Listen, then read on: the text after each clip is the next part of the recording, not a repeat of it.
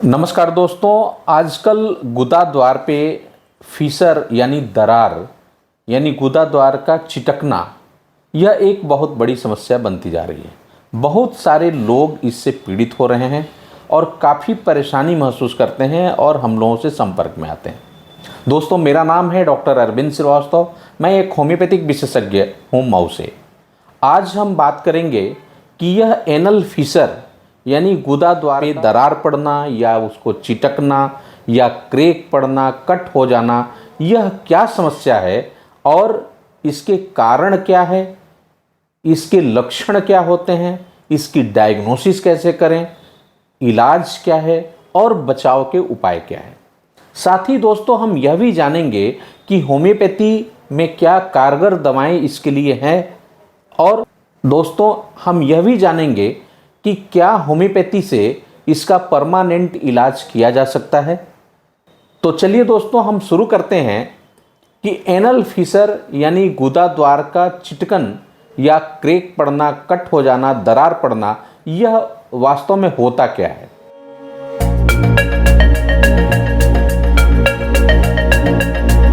दोस्तों, जब कब्जियत बहुत ज़्यादा रहती है और लैट्रिन करने के दरमियान आपको जोर देना पड़ता है, तो कभी कभी क्या होता है कि काफ़ी प्रेशर की वजह से गुदा द्वार पे चिटक जाता है, कट हो जाता है, इंजर्ड हो जाता है। और कभी कभी तो काफ़ी हार्ड स्टूल की वजह से छील सा जाता है, खरोंच सा आ जाता है और उसे ही हम एनल फीसर बोलते हैं। दोस्तों, एनल फीसर का मुख्य कारण क्या है? सबसे बड़ा कारण है कब्ज का होना। अगर कब्ज है और आपको जोर देना पड़ता है लैट्रिन में, बार बार आप प्रेस करते हैं, आपके पैखाने के रास्ते क्रैक हो सकता है और ये समस्या आपको आ सकती है।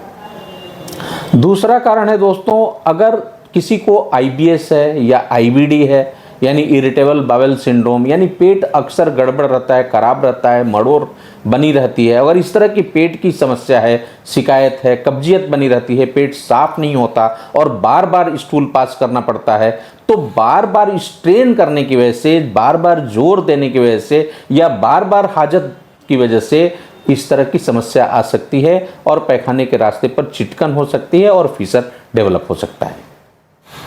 दोस्तों, जो तीसरा कारण होता है हमारा खान पान।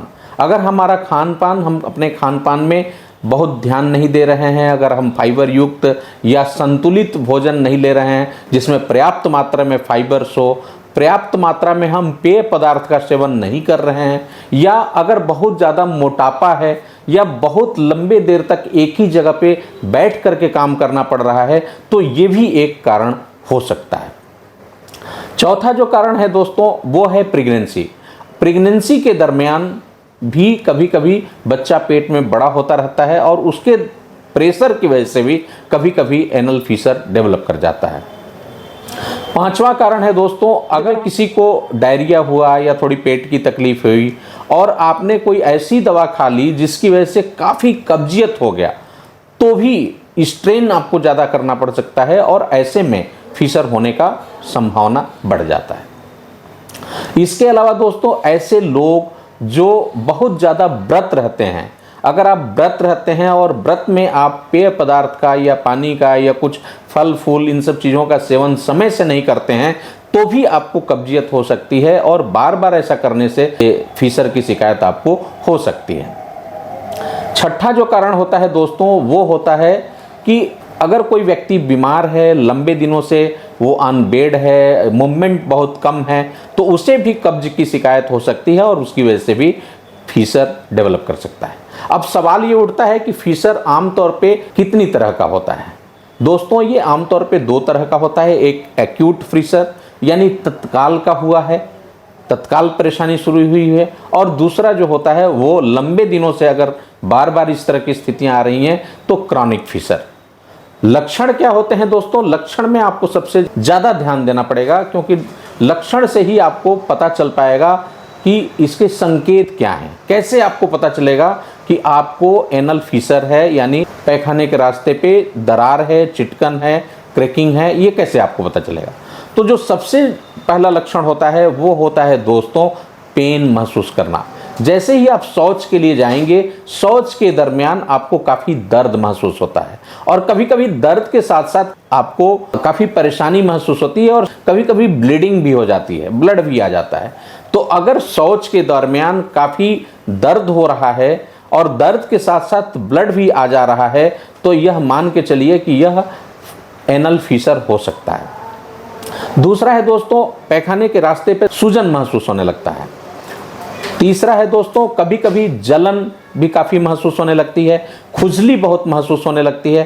तो दर्द, ब्लड आना, खुजली होना, जलन महसूस करना, सूजन हो जाना, इस तरह के लक्षण डेवलप होते हैं। जो सबसे खास बात है दोस्तों, वैसे तो ये लक्षण पाइल्स में, फिस्चुला में, ये सब में डेवलप होते हैं, लेकिन फिशर अलग कैसे होता है इन सब चीज़ों से, ये जानना आपके लिए बहुत ज़रूरी है। दोस्तों इसमें क्या है कि आपको जो दर्द होता है वो कभी कभी इतना ज़्यादा होता है कि आपको यहाँ तक कि शौच जाने से भी डर लगने लगता है और शौच के दरमियान इतना दर्द होता है या उसके बाद भी दर्द काफ़ी देर तक बना रहता है। अगर इस तरह का फीचर्स, इस तरह के तेज़ दर्द के साथ अगर आपको परेशानी कोई शुरू हुई है, ऑल ऑफ सडन शुरू हुई है और आपको ये लगता है कि हाँ कब्जियत मुझे हुई, जोर देना पड़ा या जोर देना पड़ रहा है, तो आप मान के चलिए कि यह लगभग 99% यह फीसर ही है और इसको फीसर के रूप में देखना चाहिए और इसके इलाज के बारे में सोचना चाहिए। तो ये खास लक्षण होता है तेज दर्द और लंबे देर तक दर्द का बना रहना और साथ साथ ब्लीडिंग का होना या कभी कभी ब्लीडिंग होना और सूजन के साथ साथ जो है जलन महसूस होना, दर्द महसूस होना। ये जो क्रॉनिक फीसर होता है उसमें पुत्ती मस्सा टाइप का भी आपको दिखाई दे सकता है और इस तरह के फीचर्स आपको देखने को मिल सकते हैं। अब सवाल ये उठता है दोस्तों कि इसका इलाज क्या है।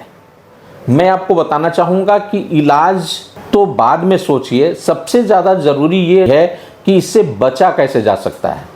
तो बचाव और इलाज भी ऑलमोस्ट एक दूसरे से जुड़ा हुआ है और मिलता जुलता है, इसलिए दोनों को हम एक साथ जोड़ करके इस विषय को देख लेते हैं।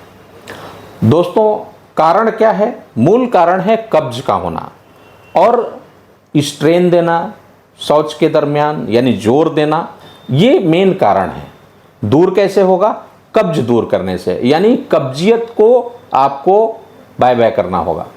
और कब्ज कैसे दूर होगा? उसमें सबसे ज़्यादा जो ज़रूरी है कि आपको संतुलित भोजन लेना होगा, यानी संतुलित आहार लेना होगा जिसमें फाइबर्स की मात्रा पर्याप्त हो, ज़्यादा मात्रा में फाइबर्स हो। कहाँ से मिलेगा आपको? मोटे अनाज के सेवन करने से, अंकुरित अनाज के सेवन करने से, पर्याप्त मात्रा में हरी सब्जियों का सेवन करने से, पर्याप्त मात्रा में फलों का सेवन करने से, और वैसे फल जिसमें रेशे की मात्रा बहुत ज़्यादा होती हो, जैसे केला है, सेब है, गाजर है, मूली है, इन सब में आपको पर्याप्त मात्रा में फाइबर्स होता है जिसका आपको सेवन करना चाहिए। अगर आपको कब्जियत रह रहा है तो आपको मिक्स दाल खाना चाहिए, आपको मिक्स ग्रेन की रोटी खानी चाहिए। ज़्यादा से ज़्यादा दोस्तों कोशिश करनी चाहिए कि साबुत अनाज का ज़्यादा मात्रा में सेवन किया जा सके।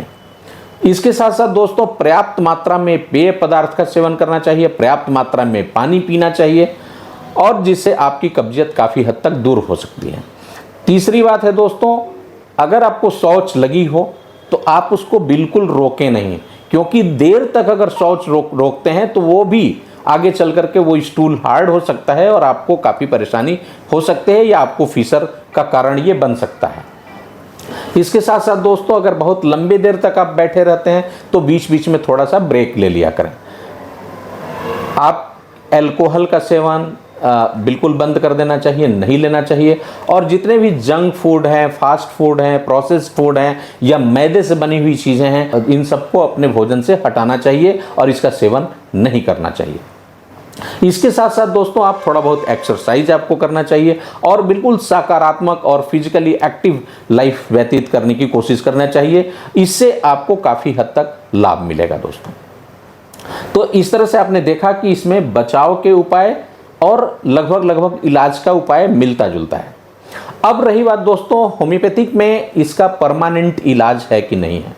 मैं आपको बता दूं, चाहे वो फीसर हो, पाइल्स हो, फिस्चुला हो, इन सब में कहीं ना कहीं हमारे खान पान, रहन सहन का एक बहुत बड़ा रोल होता है। इलाज तो है, लेकिन इलाज के साथ साथ हमें अपने खान पान, रहन सहन को भी साथ में ध्यान देना होगा। अगर आप साथ में ध्यान देते हैं तो होम्योपैथी में बहुत ही अच्छी अच्छी दवाएं हैं जो आपके फीसर्स को बहुत जल्दी ठीक कर सकती है। दोस्तों, फिर भी 4 हफ्ते से 6 हफ्ते तक का टाइम या 2 महीने तक का टाइम लग सकता है। अगर आप पूर्णतया अपने खान पान, रहन सहन पर इन सब बारीकियों का ध्यान देते हैं तो आप मान के चलिए कि 1 से 2 महीने में ठीक हो सकते हैं। और अगर आप नहीं ध्यान देते हैं या थोड़े दिन ठीक हुए फिर पुनः आप वही चीज़ शुरू कर दिए तो आपको बार बार भी हो सकता है और फिर आगे तरह तरह के कॉम्प्लिकेशंस हो सकते हैं और भी बहुत सारी बीमारियों का खतरा बढ़ सकता है।